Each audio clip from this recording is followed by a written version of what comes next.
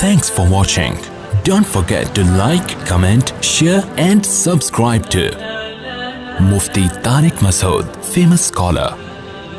ابھی ایک topic face بک پہ چلا ہے, اس پہ بہت نیگیٹو کمنٹس آئے ہیں. وہ میرا ایک بیان کا ایک شارٹ کلپ بنایا ہے کسی چینل نے اور اپلوڈ کیا ہے. اس میں یہ کہ کیا عورت شوہر کا نام لے سکتی ہے کہ نہیں لے سکتی. کسی نے مجھ سے سوال کیا تھا کہ کیا عورت اپنے شوہر کا نام لے سکتی ہے کہ نہیں لے سکتی, یا منع کے ابا ہی کہے گی وہ. تو اس کا میں نے جواب دیا تھا کہ ہمارے عرف میں اس کو بے ادبی سمجھا جاتا ہے. تو جس کے عرف میں بے ادبی سمجھا جاتا ہو وہاں پر عورت کو چاہیے کہ اپنے شوہر کا نام نہ لے. اب چونکہ آج کل ہر آدمی مفتی بنا ہوا ہے, اور میں نے جو اس پر اشکالات تھے نا اس کا بھی جواب دیا تھا, تو لوگوں نے نیگیٹو کمنٹس, کچھ لوگوں نے حدیثوں کے حوالے کہ صحابیہ تو اپنے شوہر کا نام لیتی تھی, اس مفتی کو حدیث کا بھی نہیں پتا, قرآن کا بھی نہیں پتا, اور اس مفتی نے ایسی بات کی ہے کہ قرآن و حدیث کا تو کوئی ریفرنس دیا ہی نہیں ہے. تو بہت زیادہ چونکہ نیگیٹو کمنٹس ہے اور بہت ہی بدتمیزوں والا, یعنی انسان جب بات کرتا ہے نا تو پتہ چل جاتا ہے کہ اس کے آباء و اجداد کا تعلق کہاں سے ہوگا, خاندان کیسا ہے, جو ورڈنگ استعمال کرتے ہیں نا وہ. تو بہت زیادہ نیگیٹو کمنٹس ہیں. اس مسئلے کو میں دوبارہ بیان کر دوں. دیکھو ایک بات یاد رکھو, یہ اس میں بھی میں نے کہی ہے کلپ میں, سمجھ میں نہیں آئی لوگوں کے, تو میں ذرا ڈیٹیل میں بتاتا ہوں. لباس کا تعلق عرف سے ہوتا ہے کہ نہیں ہوتا. کچھ چیزیں ایسی ہیں جن کا تعلق براہ راست قرآن و حدیث سے نہیں ہے, بلکہ ان کا تعلق ہمارے کلچر سے ہے. مثال کے طور پر آپ سے اگر کوئی یہ کہتا ہے, کسی مفتی سے کوئی آ کے پوچھے کہ کیا میں قمیض اتار کے نماز پڑھ سکتا ہوں, تو مفتی اگر عقل مند ہوگا وہ کہے گا کہ قمیض اتار کر نماز نہ پڑھیں, یہ بے ادبی ہے. کہے گا کہ نہیں کہے گا؟ اب آپ کہیں کہ حدیث کا حوالہ, تو بھائی حدیث کا حوالہ اگر دے گا نا, حدیث اس کے اپوزٹ ہے. صحیح ہے, بخاری کی حدیث ہے, جابر بن عبداللہ رضی اللہ تعالیٰ عنہ بغیر قمیض کے نماز پڑھ رہے تھے.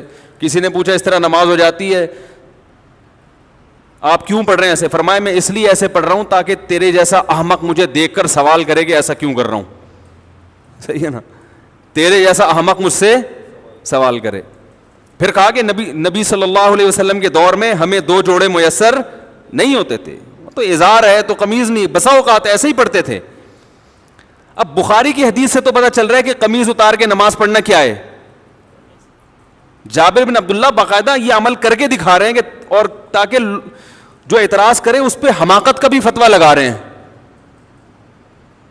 اب آپ یہ حدیث کا حوالہ دے کے لوگوں کو قمیضیں اتروا دیں, یہ عقل مندی کا کام ہوگا؟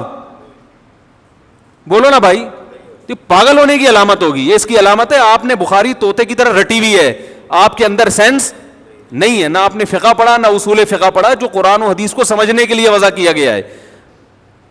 بھائی اس زمانے میں جب چونکہ صحابہ کو جوڑے میسر نہیں تھے تو قمیض اتار کے نماز پڑھنا بے ادبی نہیں سمجھا جاتا تھا, وہ تو کلچر کا حصہ تھا. غریب لوگ تھے.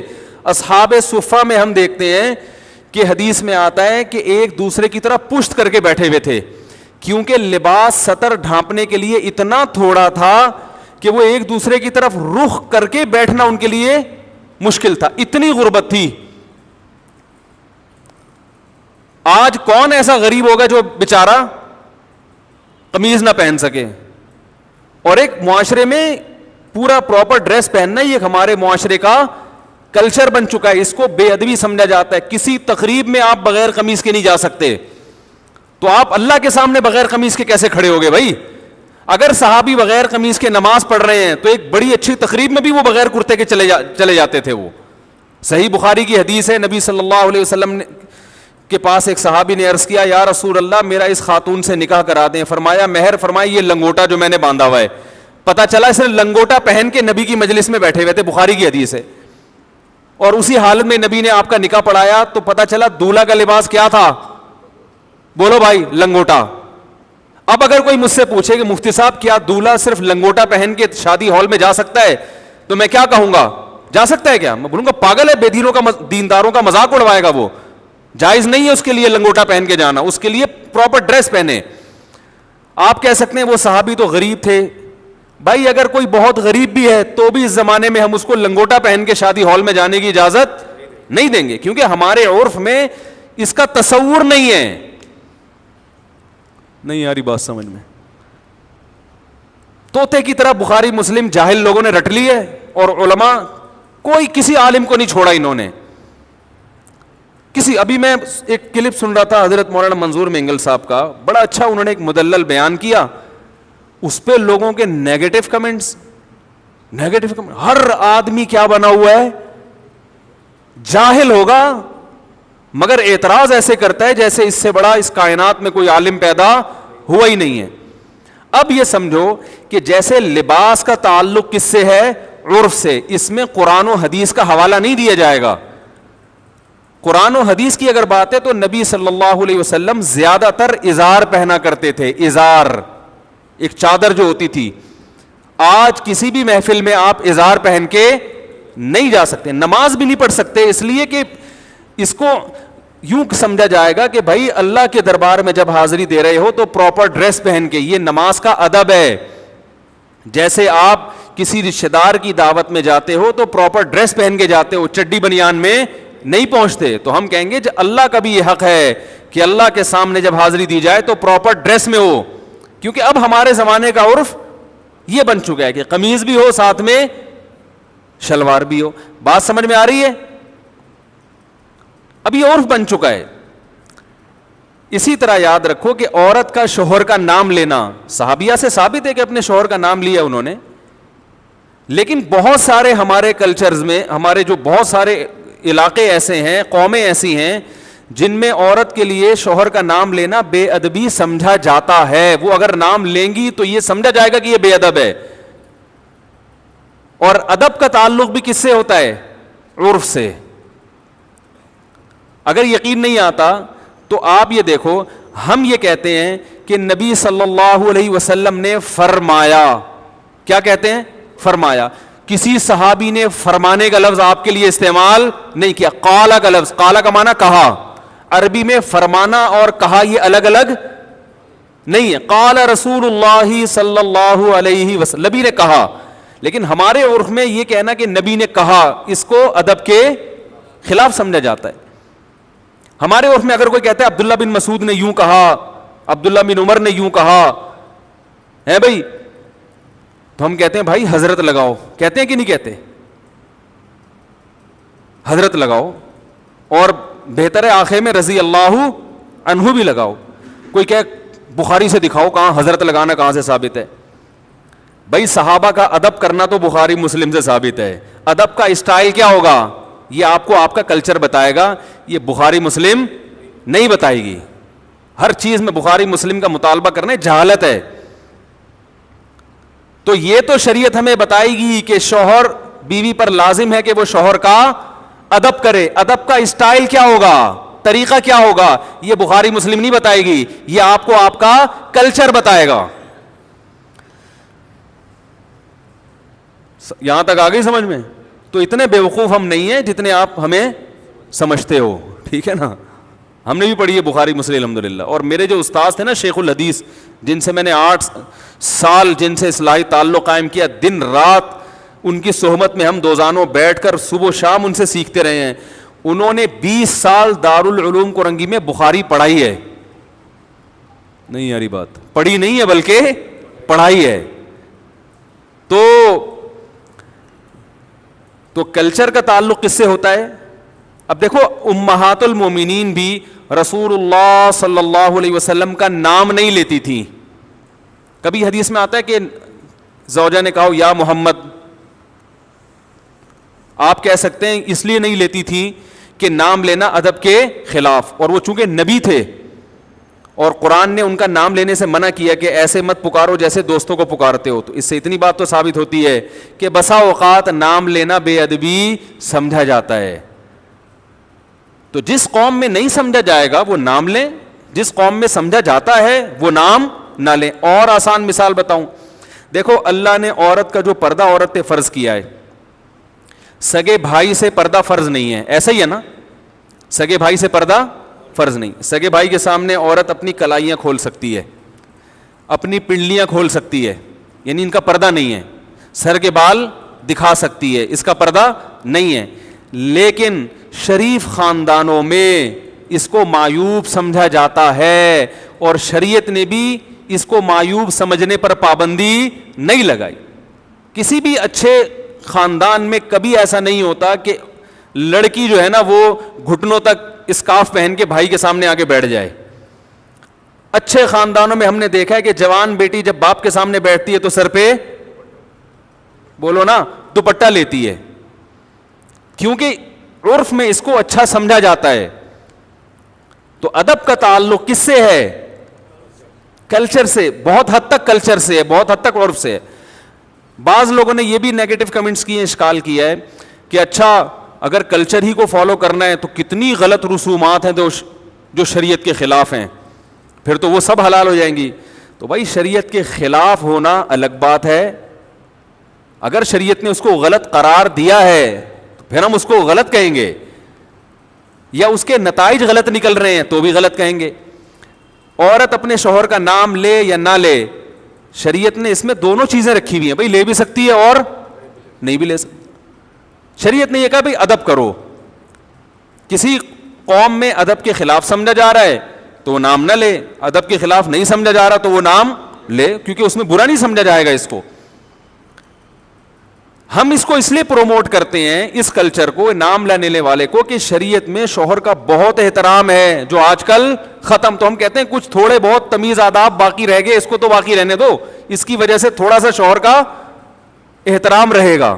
یعنی جو نتائج اس پہ جو مرتب ہو رہے ہیں وہ اچھے مرتب ہو رہے ہیں, وہ برے مرتب نہیں ہو رہے, وہ ایسے نتائج مرتب ہو رہے ہیں جو شریعت چاہتی ہے. جیسے شریعت نے ابا کے سامنے بیٹی کو دوپٹہ لینے کا حکم نہیں دیا مگر پابندی بھی نہیں لگائی. تو جب دونوں راستے ہیں تو ہم کہیں گے شریعت کے مزاج سے زیادہ قریب کیا ہے, دوپٹہ لینا یا نہ لینا؟ لینا زیادہ مزاج کے قریب ہے. اس میں باپ کا احترام ہے, حیا ہے, اور شریعت معاشرے میں حیا کو فروغ دینا چاہتی ہے. تو جو چیز حیا کے زیادہ قریب ہوگی اس کو اپریشیٹ کیا جائے گا, جو حیا سے دور ہوگی اس کی حوصلہ شکنی کی جائے گی, اور اس پر بخاری مسلم کے حوالے مانگنے والے پر جہالت کا فتویٰ لگایا جائے گا. سمجھ میں آ رہی ہے بات؟ اس پر یہ فتویٰ لگایا جائے گا کہ یہ کیا ہے, پاگل ہے. تو اور بہت ساری چیزیں اس بارے میں. تو جو عورتیں شوہر کا نام لیتی ہیں لیں, میں نے یہ تھوڑی کہا کہ گناہ مل رہا ہے یا ناجائز ہے, میں نے ادب, اگر کلچر اس کی اجازت نہیں دیتا تو ادب کیا ہے کہ نام نہ لے بھائی. اچھا مجھے یہ بات بتاؤ, بڑے بھائی کا نام لینا, کوئی آپ سے پوچھے کہ بڑا بھائی ہے 10 سال عمر میں آپ سے بڑا ہے, اس کو نام لے کے پکارنا, اگر یہ مسئلہ مجھ سے پوچھا جاتا یا کسی بھی مفتی سے پوچھا جائے گا, وہ کیا کہے گا؟ نام سے پکارنا ادب کے خلاف ہے, بلکہ اس کو بھائی جان کہنا چاہیے, بڑے بھیا کہنا چاہیے. یہی ہے نا. اب آپ کو حدیث میں تو آتا ہے کہ فلاں صحابی نے اپنے بڑے بھائی کا نام لیا ہے بھائی,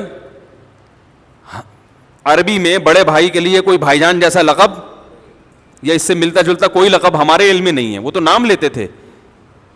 اب آپ کہو کہ اس مفتی نے یہ کہا ہے کہ بڑے بھائی کا نام نہ لو, اور اس پر کوئی قرآن و حدیث کی حوالہ اس نے پیش نہیں کیا. یہ سب اندھے مقلد ہیں, یہ صرف اپنی دکانیں چمکانے کے لیے بیٹھے ہوئے ہیں, ان کو قرآن و حدیث بالکل بھی نہیں آتا.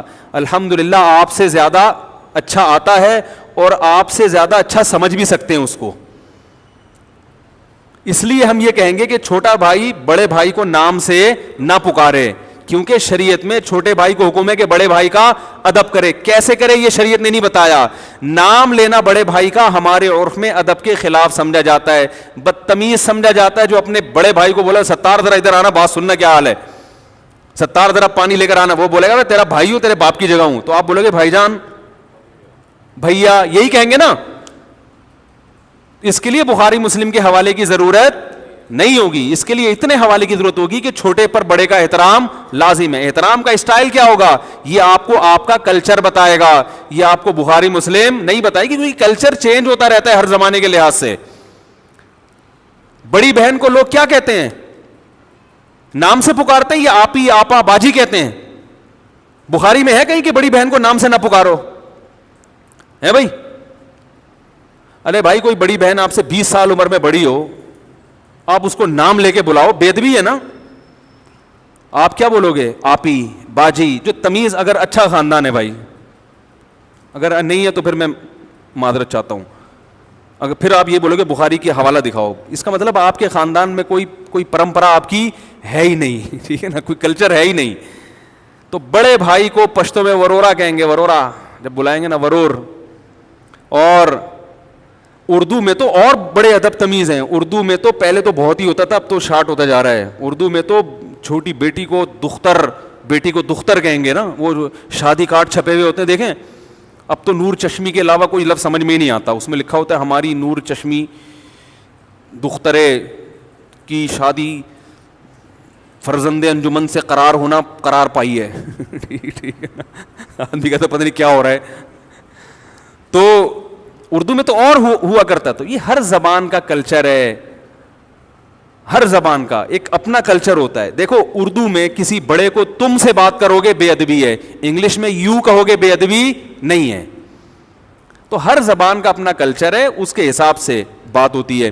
تو ایک اور بات تھی، ہاں رہا یہ مسئلہ کہ اگر کلچر ہی کو فالو کرنا ہے تو کلچر تو بہت جگہوں پہ غلط رہنمائی کرتا ہے. ایسے تو بہت ساری چیزیں ہیں. تو بھائی اگر کلچر شریعت کے خلاف جا رہا ہے، شریعت نے واضح طور پر کہا ہے کہ یہ غلط ہے، پھر کلچر کو فالو نہیں کر سکتے. بعض دفعہ کلچر شریعت کے خلاف نہیں ہوتا، لیکن اس کلچر پہ جو نتیجہ مرتب ہوتا ہے وہ شریعت کے خلاف ہوتا ہے.